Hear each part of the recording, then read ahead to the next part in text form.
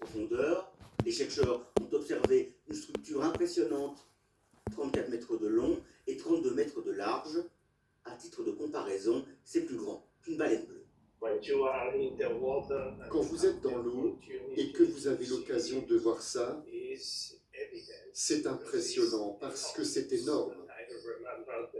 Et je me souviens que la première fois que je l'ai vu, j'ai réalisé dès la première seconde que je regardais quelque chose d'unique parce que c'était massif.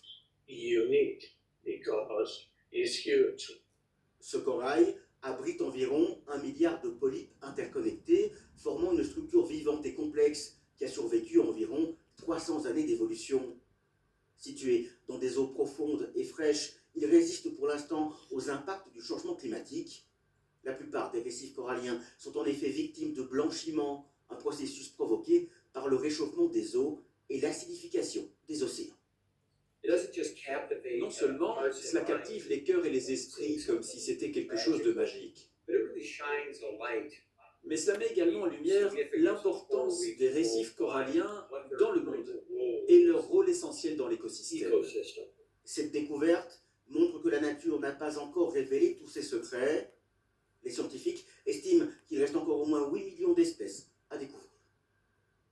Retour chez nous avec Noël qui semble encore loin et pourtant les décorations s'installent déjà dans les villes et les sapins prennent place dans les salons. Mais pourquoi ce besoin de se plonger de plus en plus tôt dans la magie des fêtes de fin d'année? Élément de réponse avec Sébastien Prophète et Pierre Morleguem. Un marché de Noël, l'un des premiers de l'année dans le pays, à 39 jours du 25 décembre.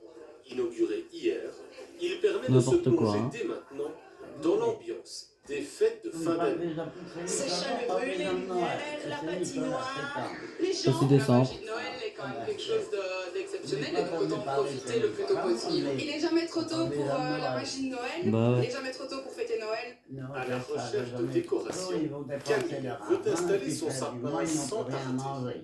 Elle aussi veut profiter au plus vite de la magie de Noël.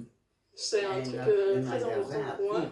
Je trouve que ça met une ambiance chaleureuse et entre guillemets cocooning chez soi. Je trouve ça chouette. Dans ce magasin, les articles dédiés à la Noël sont en rayon depuis un mois déjà.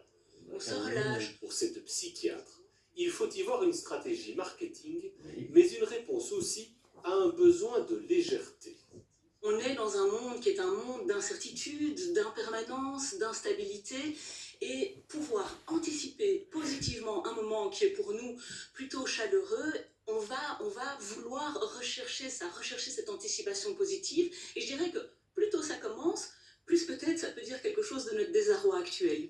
Ça amène de la chaleur dans une maison, ça amène plein de souvenirs, de nostalgie. Moi, c'est ça que j'adore à Noël. Les souvenirs d'enfance, la famille, l'ambiance. Du bien-être, tout simplement du bien-être. Être bien chez soi, l'intérieur bien décoré. Quand on rentre, c'est chaud, il y a des bougies, il y a de l'éclairage, il y a des petites lampes dans tous les coins, quoi. Et donc ça donne de la lumière, parce que le temps est pour le moins morose pour le moment, il faut bien l'avouer. Une ambiance de fête de fin d'année, aussi sur les écrans. D'abord, on ouvre mes cadeaux. S'imprégner de la Noël dès le mois de novembre. Dans ce magasin, certains clients se montrent tout de même plus réticents et préfèrent attendre le passage de Saint-Nicolas pour installer leurs décorations. Ils sont plus de 650 à ouvrir leurs portes gratuitement au public ce dimanche. Ce sont les artisans. Objectif, mettre en avant leur savoir-faire et les talents qui existent en Belgique. Rencontre avec 3 d'entre